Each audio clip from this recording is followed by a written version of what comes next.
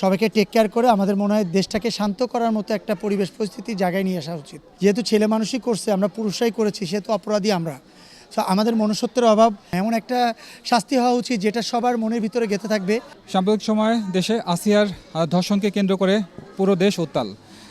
সে প্রেক্ষাপটে আজকে এফডিসি প্রাঙ্গণে ছিল মানববন্ধন। আমি কথা বলবো চিত্রনায়ক জয় চৌধুরীর সাথে।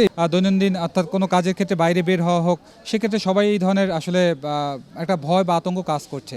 এ বিষয়ে আসলে কিছু বলা আছে কিনা? এটা তো সত্যিই অনেক আতঙ্কের ব্যাপার। আমাদের ঘরের মা বোন, মেয়েরা, আমাদের বউরা কেউই ঘর থেকে বের হতে পারছে না।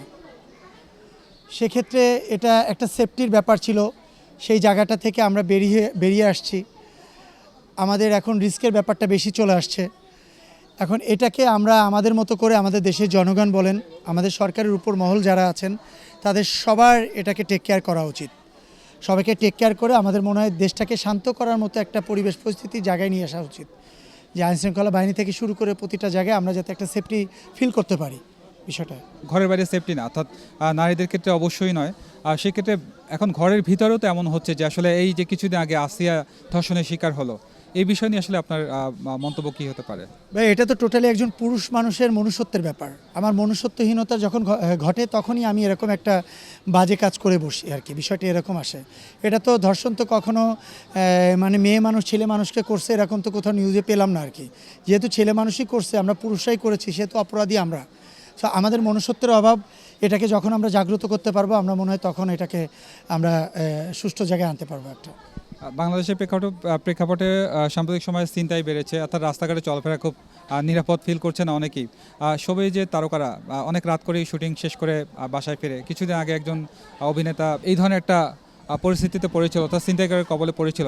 সেক্ষেত্রে মানে আপনাদের আসলে এই পক্ষ থেকে এই ধরনের কোনো পদক্ষেপ নেওয়া হয়েছে কিনা, তাদেরকে সুন্দরভাবে আসলে বাসায় পৌঁছে দেওয়ার ব্যবস্থা? না, অ্যাকচুয়ালি তো 570 জন মেম্বার আমাদের। 570 জনের বিপরে কখন কে কখন কাজে যাচ্ছে এটা তো আমরা অনেকেই জানি না, এবং তারা তো আমাদের নলেজে দিয়েও কাজ করে না। আমি যেটা করেছি লাস্ট 2 মাস 3 মাস, আমি আমার আর্টিস্টদেরকে বলেছি, যদি আপনাদের কোথাও কোনো প্রোগ্রাম থাকে, কোথাও কোনো উদ্বোধন থাকে ঢাকার বাইরে বা ঢাকায়, আমাকে জানাইলে আমি প্রশাসনের সাথে আগে কথা বলে নিব।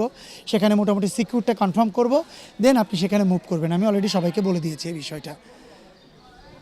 সর্বশেষ একটু জানাচ্ছে যে আসিয়া সহ সকল ধর্ষণের শিকার যারা হয়েছেন তাদের বিচারের দাবিতে আসলে আপনারা সর্বোচ্চ বিচার আসলে কি দাবি করছেন? সর্বোচ্চ বিচার বলতে গেলে আমি একটা জিনিসই বলি, সেটা হচ্ছে যত দ্রুত পারা যায় তাদের বিচারের আওতায় এনে তাদের আমার মৃত্যুদণ্ড কার্যকর করা উচিত। আমার কাছে তাই মনে হয়। এমন একটা শাস্তি হওয়া উচিত যেটা সবার মনের ভিতরে গেঁথে থাকবে, এবং সবাই একটা অপরাধ করতে গেলে তার ভিতরে ভয় কাজ করবে যে আমি এটা করতেছি, আমি ধরা খেলে তো আমার এরকম শাস্তি হতে পারে। বিষয়টা এরকম। আর একটা বিষয় যেটা আমি সবসময় বলি, সেটা হচ্ছে যে এই অপরাধীদেরকে যারা সাহায্য সহযোগিতা করবে, বিশেষ করে আমাদের যে লয়ার যারা আছেন, তাদেরও বিচারের আওতায় আনা উচিত। আমার কাছে তাই মনে হয়। দর্শকদের উদ্দেশ্যে একটা কথাই বলবো, সেটা হচ্ছে যে আজকের টপিকটা এমন একটা টপিক, খুব সেন্সিটিভ টপিক। আজকে সমস্ত ধর্ষণের বিরুদ্ধে আজকে আমরা দাঁড়িয়েছি। আপনি ক্যামেরার সামনে যেতে পারছেন না, আপনি আপনার ঘরে থেকেও আপনি চাইলে এটা প্রতিবাদ জানাতে পারেন।